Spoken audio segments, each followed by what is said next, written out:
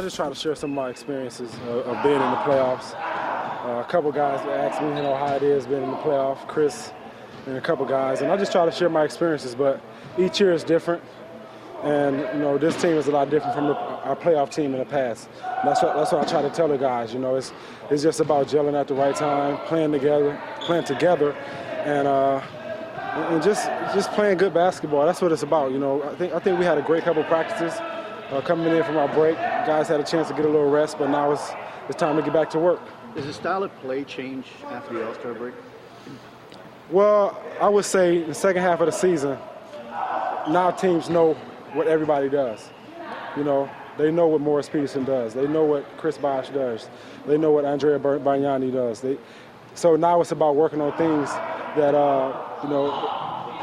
for example, they know I shoot a three-point shot. Now giving a couple pump fakes and taking the ball to the basket, always keeping them guessing because this is the time of year when teams are really keying down on you and they know exactly what you're going to do. So that makes it a lot harder for you.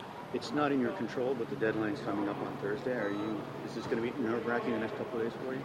No, it's not. I haven't really thought about the trade deadline. I just thought about trying to help this team second half of the season, and that's what my mindset is. My mindset is on this team and doing whatever I can to help us win. Wonderful. Thank you. I appreciate it. You haven't talked to Brian about it at all? No, I haven't talked to Brian. Nope.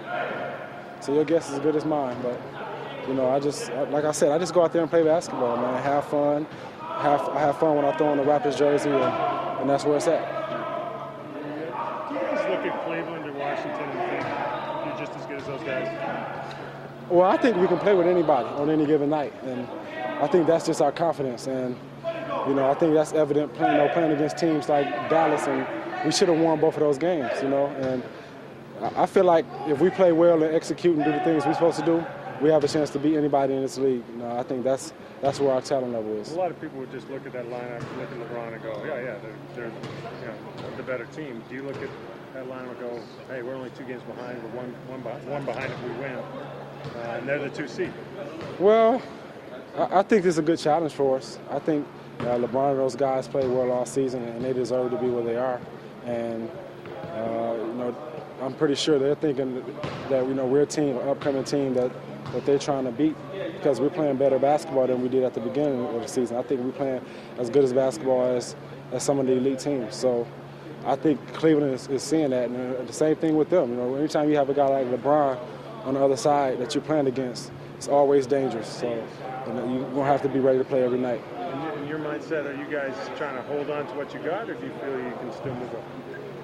What do you mean, hold on to what we have? I mean, you're the 4th seed now. Well, I think destiny is in our hands. Coach has been talking about taking one game at a time, and I think this is a good time after the break.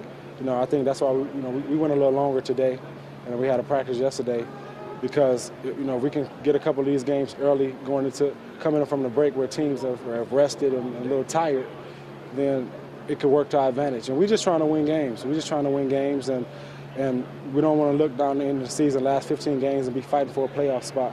We want to establish something now, and at the end of the year, then we realize where we are and who we have to play.